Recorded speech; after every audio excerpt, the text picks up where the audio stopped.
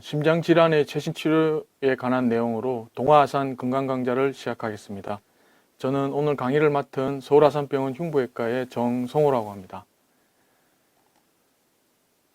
심장은 여러 가지 부위로 구성이 되어 있습니다. 판막이나 다른 관상동맥, 대동맥, 심장 근육 등 여러 가지로 구성되어 있고, 여기에 여러 가지 질환이 생길 수 있는데, 심장 판막 질환, 관상동맥 질환, 대동맥, 심근병증, 부정맥 등이 여러 가지가 발생할 수 있습니다.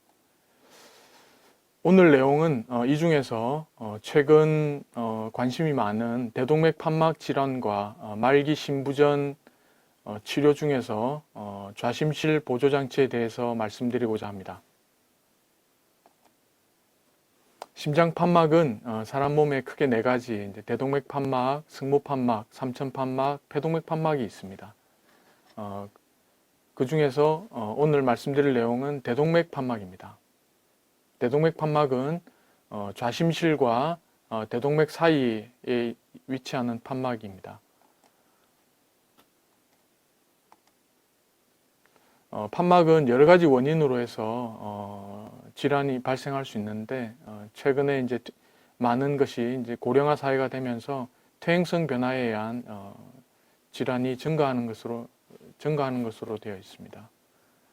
이 그림에서 보는 것처럼 모든 판막이 다 마찬가지지만 나이가 들면서 판막의 유병률이 증가하는 것을 알 수 있습니다. 대동맥 판막도 마찬가지로 증가하는 것을 고령화 사회가 되면서 많은 환자들이 판막 질환을 앓게 된다는 것을 알 수 있습니다.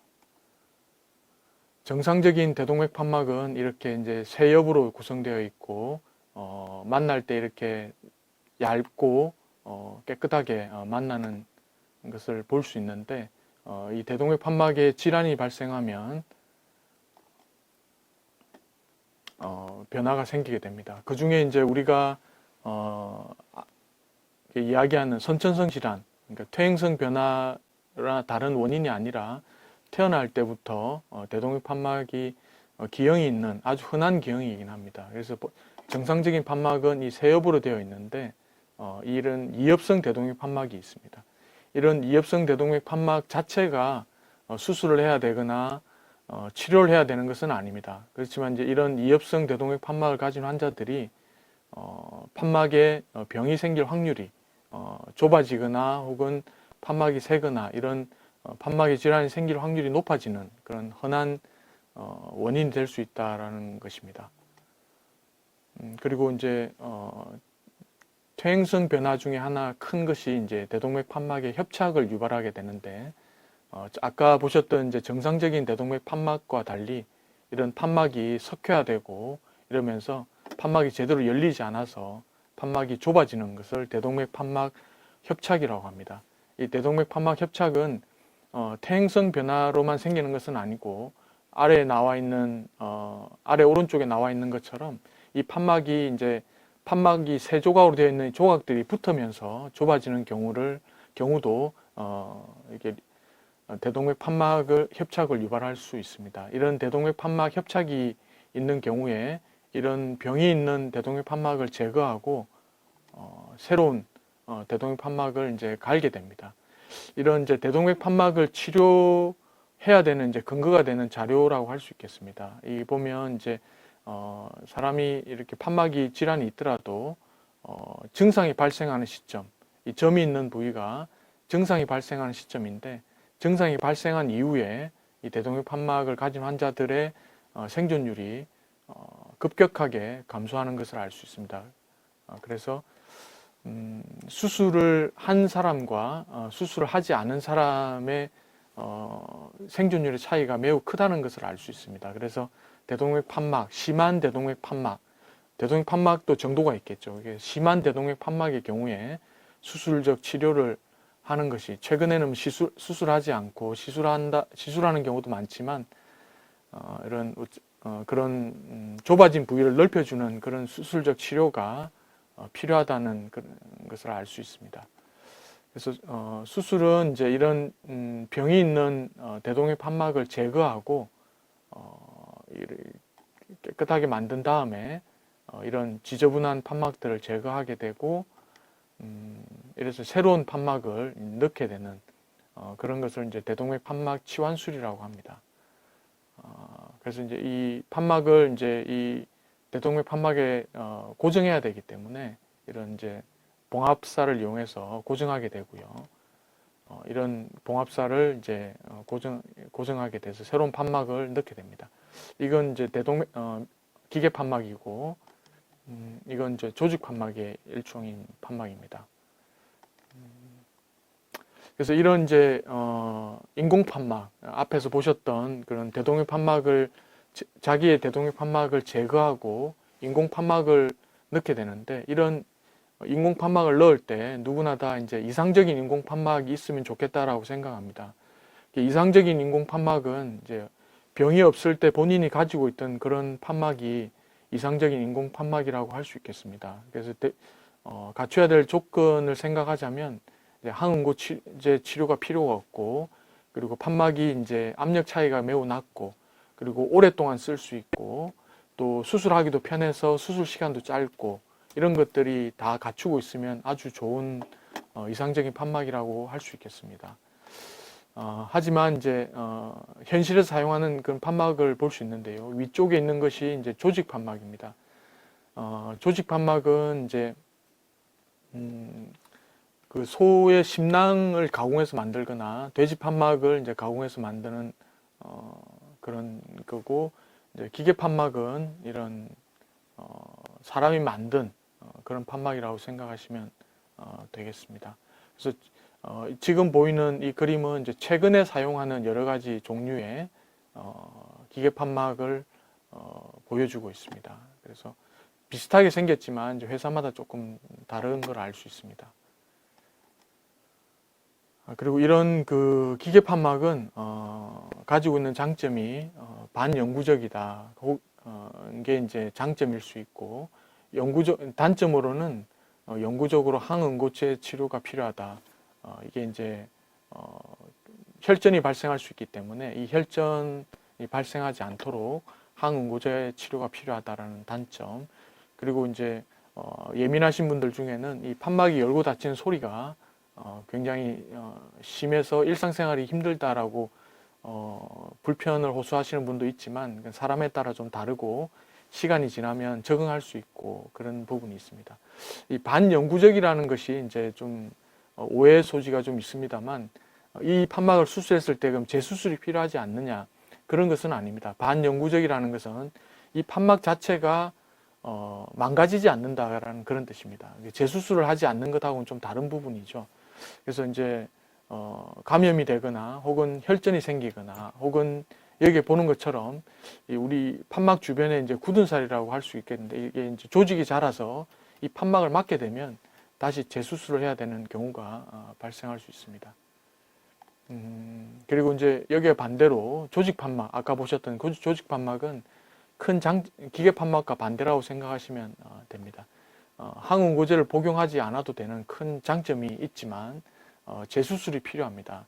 재수술이 필요한 이유는 이 판막의 판엽이 시간이 지나면 망가지기 때문입니다. 근데 언제 재수술을 받게 되는가는 조금 여러 가지 이제 영향을 미칠 수 있는 부분들이 있습니다. 그러니까 어느 판막이냐, 예를 들어 승모 판막이냐, 혹은 대동맥 판막이냐, 혹은 환자분의 나이가 한 20대냐, 혹은 70대냐, 혹은 들어간 판막의 사이즈가 어떠냐, 혹은 이제 뭐 콩팥이 안 좋아서 만성 신부전을 앓고 있어 투석을 하거나, 이런 여러 가지 이제 상황에 따라서 이 판막이 망가지는 시기 혹은 재수술을 받아야 되는 시기가 환자마다 좀 다른 것을 알 수 있습니다.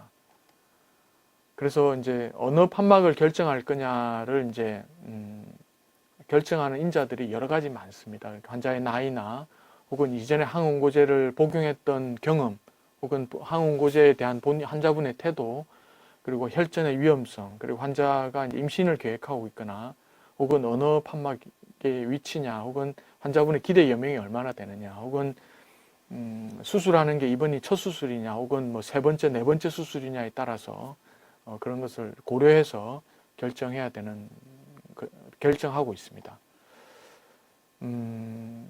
이제 그 판막 수술은 아까 이제 보셨던 그런 근데 전통적으로 심장 수술의 단점은 심장을 열어야 되기 때문에 심폐기라는 기계를 돌려야 되고 전통적으로는 심장을 세워야 됩니다. 그리고 이제 수술 부위의 상처가 크고 흉골을 절개하기 때문에 종격동염과 같은 위험한 감염의 합병증이 생길 수 있는 위험이 있는 이런 단점이 있습니다. 그래서 이런 단점을 극복하고자 하는 그런 방향으로 최근에 이제 변화가 되고 발전하고 있습니다. 그래서 수술 부위를 좀 절개를 좀 적게 하고 그리고 이제 심폐기나 심장을 세우는 시간을 최소화하거나 혹은 심폐기나 심정지 없이 수술할 수 있는 혹은 시술할 수 있는 방향으로 발전하고 있는 것 같습니다. 그래서 여기 그림이 모식도에서 보면 전통적으로 이제 수술하는 방법은 제일 좌측에 있는 정중 흉골 절개입니다. 그러니까 심장에 있는 흉골을 다 절개해서 심장을 전체를 다 열고 심장 수술하는 방법인데 최근에는 이제 이런 오른쪽 세 가지 이런 방법 수술하는 그 판막의 종류에 따라 좀 다르겠지만 방법에 따라서 조금씩 절개하면서 수술하는 방법으로 수술 부위의 절개가 조금 줄어드는 겁니다. 예를 들면 이제 이게 이제 정중흉골 절개를 했던 환자의 수술 상처입니다. 그러니까 여기부터 크게 이분은 이제 그 비후성 반응, 우리가 켈로이드하고 비슷한 이런 비후성 반응이 좀 생겨서 이런 수술 상처가 아주 크게 보이지만 뭐 이렇게 이런 게 없는 분들은 잘 안 보이는 경우도 있습니다만 어쨌든 그 이런 수술 부위가 큰 장점이 있는데 이건 대동맥 판막을 수술한 환자에서 여기 보이는 이런 이제 우측 이 부위에 이 환자로 보면 이제 한 이제 두 번째 늑간에 이런 오른쪽 그림을 보시면 이제 조그만한 절개를 통해서 대동맥 판막을 치환하는 그런 방식으로, 그러니까 절개하는 부위를 조금 줄일 수 있는 이런 방법들도 있다라는 겁니다. 그런데 이제 오늘 말씀드릴 내용은 여러 가지 판막 중에서 대동맥 판막에 대한 부분입니다. 특히 이제 최근에 많이들 이제 뭐라 그래야 되나요? 발전하고 있고 환자분들의 관심이나 의료인들의 관심이 높은 판막일 수 있습니다. 왜냐하면 승모 판막이라고 하는 다른 판막은 주로 이제 성형을 많이 하기 때문에 대동맥 판막은 특히 이제 퇴행성 변화를 에 의한 대동맥 판막 협착의 경우에는 대동맥 판막을 치환하게 됩니다. 치환하게 되니까 인공 판막을 쓰게 되고 그 인공 판막이 조금 이제 그 조금 더 좋은 판막으로 치환하고자 하는 노력이 이제 이루어지는 것 같습니다. 그래서 지금까지 사용하고 있고 지금도 사용하고 있는 대동맥 판막의 문제라기보다는 단점은 그 자체의 압력 차이가 존재한다는 겁니다.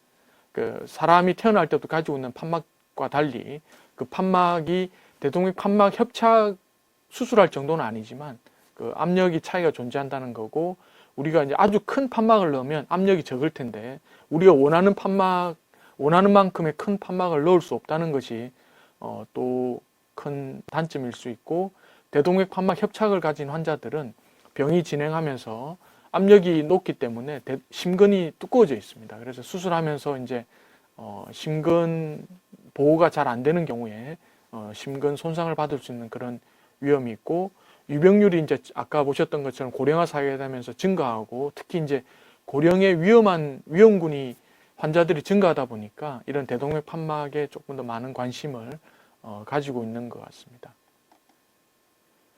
그래서 이제 외과 의사 입장에서는 이제 최근에 새롭게 이제 발전하고 있고 있는 부분은 비봉합 판막 수술입니다. 판막을 아까 그림에서 보신 것처럼 이걸 이제 고정하기 위해서는 여기를 이제 봉합사를 떠서 여기를 봉합하고 타일을 해서 묶어가지고 그 판막의 위치에 고정해야 되는데, 이런 판막들은 이제 봉합을 하지 않거나 좀 적게 혹은 세 군데 혹은 네 군데 정도 적게 봉합하는 그런 장점이 있어서 수술 시간을 줄일 수 있는 그런 판막들입니다. 이런 비봉합 판막은 뭐 이걸 보여드리려는 건 아닌데 보면 이제 이게 1963년에 나온 발표인데요. 아주 오래 전부터 있었습니다. 아주 오래 전부터 있었지만 그 사이 뭐 한 3, 40년 동안 많이 이용되지 않다가 최근에 이렇게 이제 많이 이용되고 발표하고 있는 것 같습니다. 현재 사용하고 있는 비봉합 판막은 크게 두 가지가 있는데 이 판막의 경우는 이제 봉합하지 않는 판막입니다. 이 판막을 이제 대동맥 판막에 넣은 장면이 왼쪽에 있는 거고요. 보시면 이제 이 판막뿐만 아니라 여기에 있는 이런 이렇게 철사 같은 이런 구조물이 대동맥 벽에 이렇게 붙어서 지지하면서 이 판막이 움직이지 않도록 고정하는 그런 판막이고 봉합을 하지 않기 때문에 수술 시간은 좀 짧을 수 있습니다. 하지만 이제 적당한 사이즈를 잘 정해야 되고 그런 기술적인 부분도 남아 있을 거라고 생각이 됩니다. 그리고 이 회사 제품은 이제 한 3곳 정도를 기본적으로 봉합하는, 그래서 위쪽에 있는 판막은 이제 전통적으로 사용하는 조직 판막과 똑같은 거고 밑에 이 부분이 이제 펼쳐지면서 여기 이제 고정하게 되는 그런 판막입니다. 그래서 이런 판막을 이용하면 심장을 세우는 시간이나 심폐기를 가동하는 시간을 줄임으로 해서 수술로 인해서 수술 시간을 줄이고 심장을 세우는 시간을 줄여서 심근을 좀 안전하게 보존할 수 있는 그런 장점이 있을 거라고 생각이 됩니다. 그리고 이제 이건 내과 의사와 외과 의사가 같이 하거나 혹은 내과 의사 하거나 혹은 외과 의사가 할 텐데 이런 수술적 치료가 아닌, 그러니까 심폐기를 돌리지 않고 심장을 세우지 않고 카테트를 이용한 대동맥 판막 치환술입니다. 대퇴동맥을 통해서 이렇게 올라가서 이렇게 판막을 제거하는 것이 아니고 판막을 넓혀서 여기다 판막을 새로 넣는, 풍선으로 넓힌 다음에 판막을 넣는 방법입니다. 대퇴동맥을 사타구니 쪽에 있는 대퇴동맥을 이용하기도 하고, 이 대동맥이 안 좋은 경우에는 여기 심천부에 구멍을 뚫어서 이렇게 수술하기도 합니다. 그래서 이런 것의 장점은 이제 최근에는 이용의 빈도가 점차 증가하고 있지만 처음에 이런 판막이 나왔던 것은 이제 수술할 수 없는 환자 혹은 수술하기 위험한 환자, 이런 환자분들에 사용되다가 이용 범위를 이제 점점점 넓히고 있는 것 같습니다. 그래서 대동맥 판막 치환술은 이제 이건 제 생각 이렇게 정리해 보면 이런 방향으로 발전하고 있습니다. 그러니까 절개를 조금 적게 하는 방향, 혹은 이제 심정지나 심폐기를 사용하는 시간을 최소화하는 방향, 아까 말한 비봉합 판막 같은 경우에, 혹은 이제 이런 방법과 좀 다르게 압력 차이를 최소화하기 위해서 가능한 한 좀 큰 판막을 넣기 위한 노력, 그게 이제 대동맥 판막이 이제 판윤이 작은 환자를 판율을 넓히는 수술을 하면서 하는 방법, 혹은 이제 마지막에 보셨던 것처럼 심폐기를 아예 사용하지 않는 카테트를 이용한 대동맥 판막 치환술, 이런 여러 가지 방향으로 발전하고 있는 것 같습니다.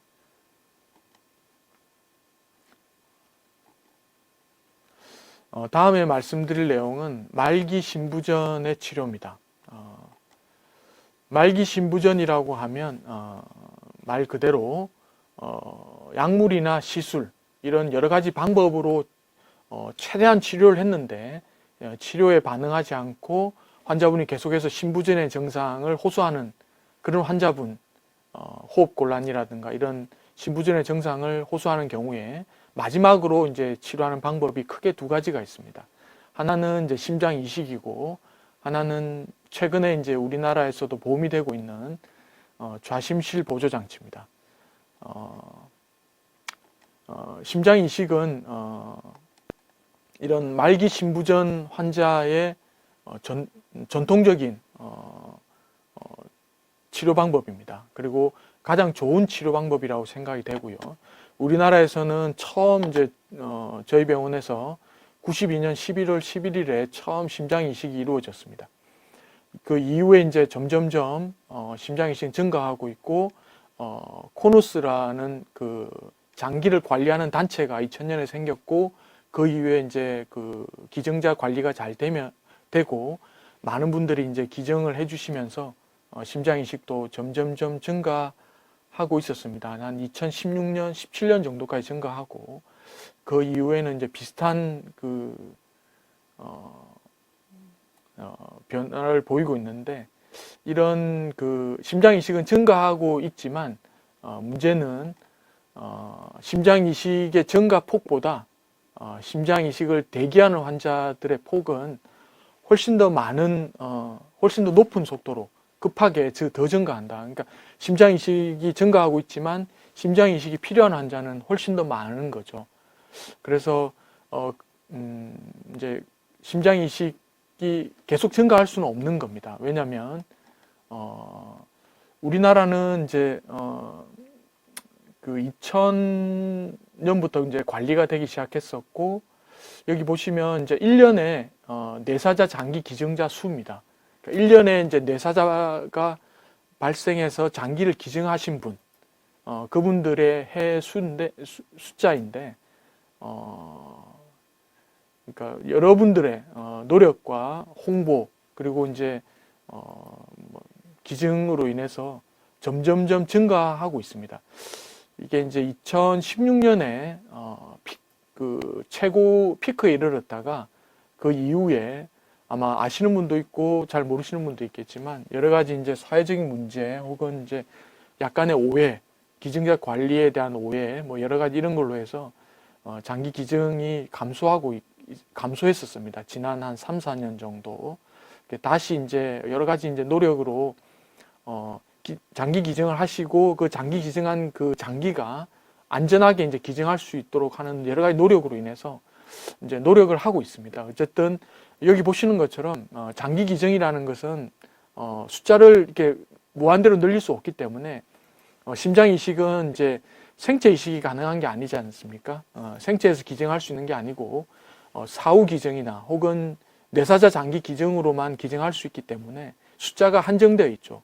그리고 이게 이제 우리가 환자가 필요할 때 발생하는 것이 아니기 때문에 원할 때 필요한 환자가 있을 때 장기가 없을 수 있고 그러기 때문에 다른 방법이 필요한 겁니다. 그래서 이제 그 중요한 그 대체 방법 중에 하나가 좌심실 보조 장치입니다. 좌심실 보조 장치라는 건 여기 이제 뭐 우리가 일반적으로 이야기하는 인공심장 뭐 이런 것들하고 비슷하게 생각할 수 있습니다. 왜냐하면 이게 뭐 우심실 보조 장치도 있겠죠. 그리고 말 그대로 하면 양심실 보조 장치도 있을 테고. 그렇지만 우리나라에서 지금 현재 사용할 수 있고 중요한 부분은 좌심실 보조 장치가 대부분의 문제를 해결할 수 있기 때문에 좌심실 보조 장치가 많이들 사용되고 있습니다. 이 좌심실 보조 장치는 이제 여기 기사를 보신 분도 있겠지만 2018년 10월부터 보험이 적용이 됩니다. 그 전부터도 몇몇 환자분들이 이제 본인이 부담해서 이제 수술을 받으신 분들이 있습니다. 근데 이제 이게 그 좌심실 보조 장치 기계 자체의 가격이 한 1억 5천 정도 상당히 고가이기 때문에 부담하기 어려운 분들이 많고 그래서 이제 다른 방향의 치료를 생각하고 그러다 보니 그랬었는데 이게 보험 적용이 되면서 이 혜택을 받는 분들이 점점점 증가할 수 있어서 하고 있고 그래서 좀 다행이다라고 생각됩니다. 그래서 이건 뭐 이 그램에서 보고 말씀드리는 것은 아래쪽에 있는 줄은 약물 치료한 거고 위쪽에 있는 것은 이런 좌심실 보조 장치, 아주 옛날 장치이긴 합니다만 이런 자료를 통해서 이 좌심실 보조 장치가 FDA 승인을 받았습니다. 그래서 이 FDA 승인을 받으면서 말기 신부전 환자에서 사용이 이제 점점점 증가하기 시작한 거죠. 한 20년 전부터. 그래서 이제 우리나라에서 사용되고 있는 좌심실 보조 장치입니다. 이게 이제 하트메이트 2라는 제품이고 이게 H바드라는 다른 회사의 제품입니다. 그래서 이게 이제 사용되다가 최근에는 이제 하트메이트 2에서 하트메이트 3가 나왔고 H바드라는 제품은 그대로 사용되고, 그래서 이 현재로는 이 두 가지 제품이 우리나라에서 사용 가능한 제품입니다. 외국에는 뭐 더 많은 제품들이 있지만 외국에서도 가장 널리 사용되는 제품은 이 두 가지 제품이긴 합니다. 그래서 이 두 가지 제품을 보시면 비슷하게 생겼습니다. 그죠? 여기서 좌심실에 붙어 있고 거기서 이제 피를 뽑아서 대동맥으로 연결하는 구조로 똑같이 되어 있습니다. 그래서 이제 이 그림은 이제 이 하트메이트 2, 하트메이트 3 그리고 H바드라는 제품을 이제 보여주는 그림입니다. 이 부분들이 이제 좌심실 안에 들어가는 부분들입니다. 이런 뾰족하게 튀어나온 부분들이 좌심실 안에 들어가는 부분들이 좌심실에서 잠깐 뒤에서 다시 말씀드리겠습니다. 이 그림이 비슷한데요. 여기 오른쪽 그림을 보면 오른쪽 위에 그림을 보면 아까 보셨던 이 부분이 좌심실 안에 들어 있고 여기서 이제 피를 빨아냅니다. 이게 이제 여기 있는 이 지금 기구들이 펌프가 되는 겁니다. 펌프에서 이제 펌프가 작동을 하면 이 좌심실에서 오른쪽 그림 위에서 보면 좌심실에서 피를 빨아내서 이 피를 대동맥으로 연결해주는 그런 방법, 그런 구조입니다. 그래서 이건 이제 이런 좌심실 보조 장치의 역할은 좌심실로 들어오는 피를 좌심실이 수축하지 않더라도 좌심실 기능이 많이 떨어져 있어서 좌심실이 수축을 못하더라도 이 좌심실 기능을 대신해서 이 피를 대동맥으로 보내는 그런 기능을 하는 그런 장치입니다. 그래서 이제 이 원래 좌심실의 기능이 어느 정도냐에 따라서 조금 다를 수는 있겠지만 기능이 전혀 없는 사람도 있고 전혀 없는 분도 있고 어느 정도 있지만 아주 약한 분도 있고, 그래서 이 좌심실 보조 장치로 연결해서 좌심실에 있는 피를 이렇게 빼가지고 대동맥으로 보낼 때 좌심실 기능이 조금 남아있는 경우도 있고 아주 떨어져서 거의 없는 경우도 있고 여러 가지 상황이 있을 수 있겠습니다. 그래서 이런 좌심실 보조 장치는 적응증이라고 하면 이제 목적이겠죠. 이게 좌심실 보조 장치를 사용하는 목적. 첫 번째는 이제 심장 이식을 받기 위한 어떤 그 다리 역할을 하는 겁니다. 그러니까 말기 심부전 환자가 약물 치료를 받아야 되는 경우가 됐을 때 이분이 이제 이식을 등록하겠죠. 심장 이식을 받겠다고 등록하고 기증자가 나타날 때까지 기다려야 되는데 그 사이에 이제 환자분의 상태가 점점 안 좋아질 수 있습니다. 그래서 도저히 이제 약을 써서 견딜 수 없는 상황이 됐을 때 이런 좌심실 보조 장치를 이용하면 심장 이식을 받을 때까지 안전하게 기다릴 수 있다라는 그런 적응증이 하나 있고, 하나 더는 이제 환자분들 중에는 여러 가지 이유로 심장 이식을 받을 수 없는 분들이 있습니다. 심장 이식을 받을 수 없는 분들이 영구적으로 이런 좌심실 보조 장치를 이용해서 치료를 받는 그런, 그래서 이제 좌심실 보조 장치의 어떤 기계적인 성능이 최근 한 20년 사이에 점점 좋아지고 있기 때문에 이런 그 영구적 치료 목적으로 좌심실 보조 장치를 하고 있는 분들의 생존율도 점점 좋아지고 있습니다. 나머지 한 군은 이제 아주 소수겠지만 회복이 되는 환자분도 있습니다. 그러니까 좌심실 보조 장치를 하기 전에 심장이 굉장히 안 좋았었는데 좌심실 보조 장치를 하고 나서 그게 이제 조금씩 회복이 돼서 기계를 이제 제거해도 혼자서 할 수 있는, 심장 기능을 제대로 할 수 있는 그런 경우들도 드물게 있습니다. 그런 경우에는 이제 검사를 하고 저 기계를 제거하는 경우도 있겠습니다. 그래서 이 그림은 초록색을 봐주시면 될 것 같습니다. 그러니까 기계적 순환 보조 장치는 여러 가지가 있습니다. 아마 그 에크모라는 기계도 들어보셨을 것 같고, 그러니까 기계가 여러 가지 종류가 있는데, 저기 보시면 이제 이건 이제 국제심폐이식학회에서 나온 자료입니다. 그래서 2015년 정도만 봐도 벌써 한 50% 정도에 가까운 환자들이 심장 이식을 받기 전에 기계적 순환 보조 장치가 필요하다는 뜻입니다. 그러니까 100명의 환자가 심장 이식을 받을 때 한 50명 정도는 그냥 기다릴 수 없어서 기계적 순환 보조 장치를 사용하는데, 거의 대부분이 초록색입니다. 초록색이 좌심실 보조 장치를 이용하는 겁니다. 그러니까 전 세계적으로 보면 벌써 이제 2015년, 2005년, 한 15년 전에도 벌써 한 20% 정도의 환자들이 저런 좌심실 보조 장치의 도움을 받으면서 심장 이식을 했습니다. 근데 우리나라에서는 이제 한 2005년 정도에 에크모라는 기계가 들어왔고, 2018년부터 저런 좌심실 보조 장치가 어떻게 보면 이제 보험이 됐고, 보험이 안 되더라도 사용할 수 있었던 건 한 2014년, 15년 정도가 됩니다. 그래서 어쨌든 이런 그 좌심실 보조 장치를 이용해서 좌심실 보조 장치가 필요한 심장 이식 대기 환자들이 굉장히 많다. 우리나라도 저런 식으로 이제 바뀔 가고 있다라는 걸 말씀드리고자 합니다. 그래서 이 그림은 이제 좀 어려워 보이지만 뭐 그걸 자세한 설명을 하려는 것은 아닙니다.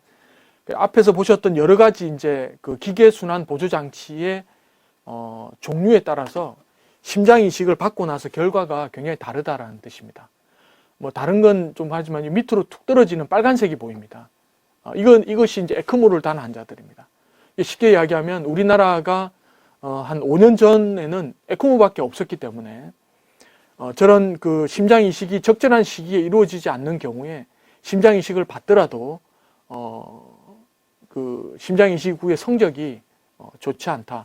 그러니까 반드시 이 정도의 성적은 아닐 수 있겠지만 어쨌든 좌심실 보조 장치를 이용한 환자들은 여기 초록색이 있습니다. 그래서 굉장히 그러니까 일반적인 그러니까 좌심실 보조 장치를 사용하지 않는 환자들하고 거의 비슷할 정도로 수술의 경과가 좋은 거죠.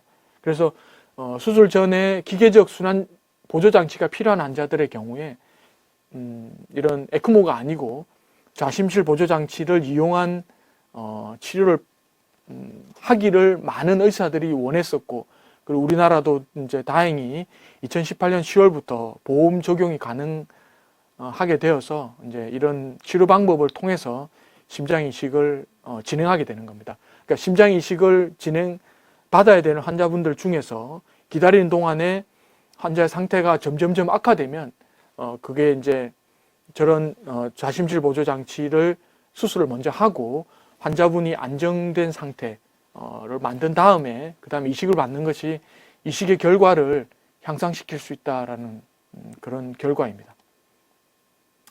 하지만 이제 이런 그 좌심실 보조 장치의 뭐 단점도 있겠죠. 아무래도 기계이기 때문에 그래서 이게 이제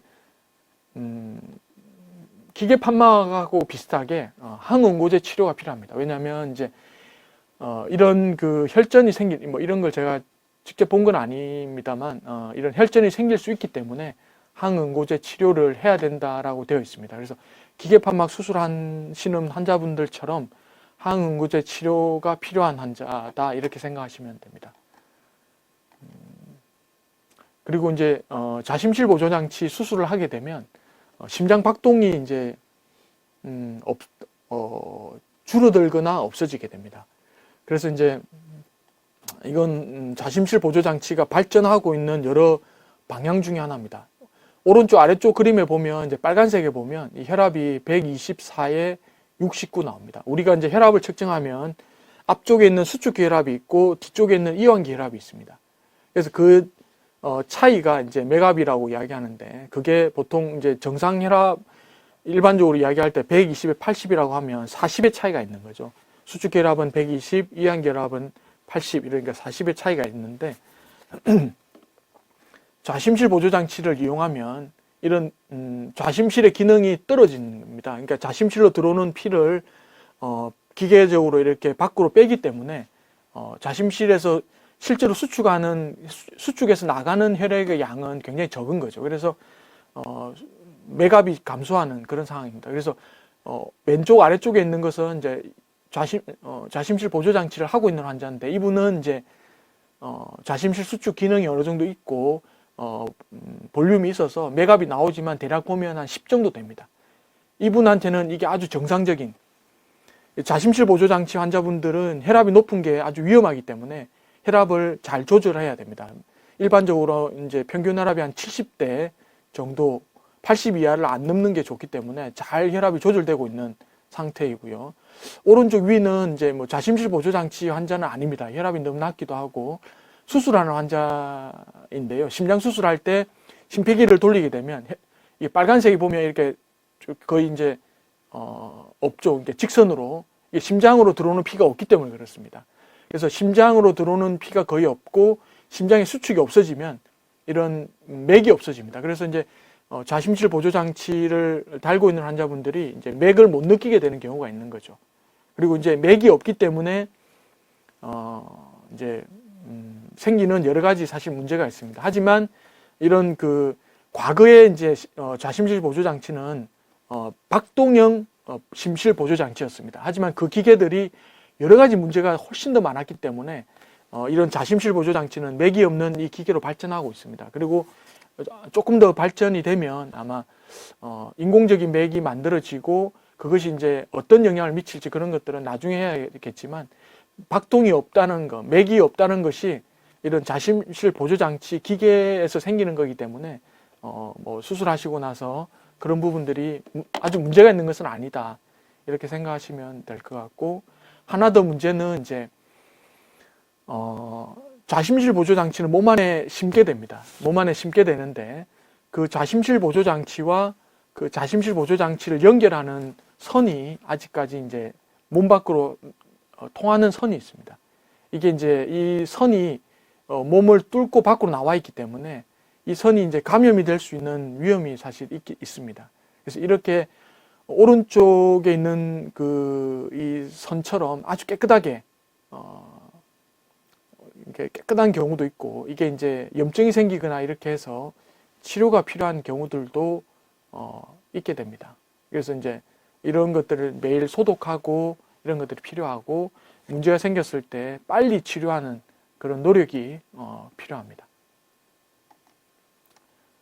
하지만 이제 좌심실 보조 장치를 수술하고 나면 대부분의 경우에 이런 삶의 질 지표들은 많이 좋아집니다. 그러니까 오른쪽 그림에 보면 이제 빨간색이 수술하고 나서 거의 없어지죠. 기계 하트메이트 3나 하트메이트 2 기계에 관계없이 이 빨간색들이 수술하고 나면 파란색, 초록색, 노란색 이런 식으로 정차에는 있지만 빨간색이 없어지는 걸 알 수 있고, 요 B에 나오는 이 그림처럼 수술하고 나서 6분 보행 검사가 이렇게 길어지는, 그러니까 6분 동안 걸을 수 있는 거리가 길어진다라는 걸 알 수 있습니다. 그리고 이제 수술 받으시고 나서 이렇게 이제 일도 하시고 보호자분들하고 많이 다니시고 병원도 다니시고 이렇게 활동적으로 다닐 수 있다라는 그런 큰 장점이 있습니다.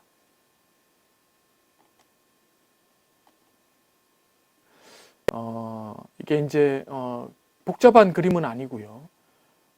이 수술하시고 나서 생존율이 이 점선에서부터 시작해서 위로 가면 갈수록 이제 최근 자료입니다. 그러니까 2001년 이 자료부터 시작해서 2013년 자료까지 최근 자료로 오면서 환자분의 생존율이 점점점 증가하고 있다는 내용입니다.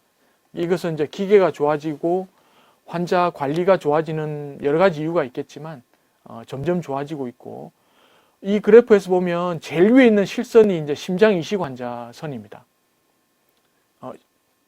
이런 좌심실 보조 장치의 여러 가지 밑에 있는 환자군들이 좌심실 보조 장치인데, 이 군들이 이제 심장 이식에 비해서는 조금 짧지만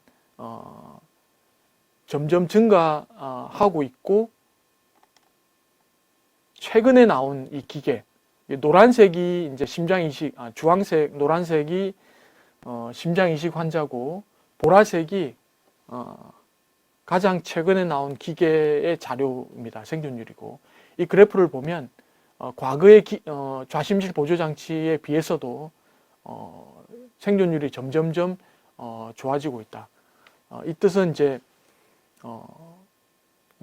좌심실 보조 장치에 여러 가지 이제 생길 수 있는 합병증들이 발생이 감소하고 어떤 치료 방법이 좋아지고 환자 관리가 좀 더 좋아지면서 좌심실 보조 장치가 심장 이식의 결과에 근접하고 있다.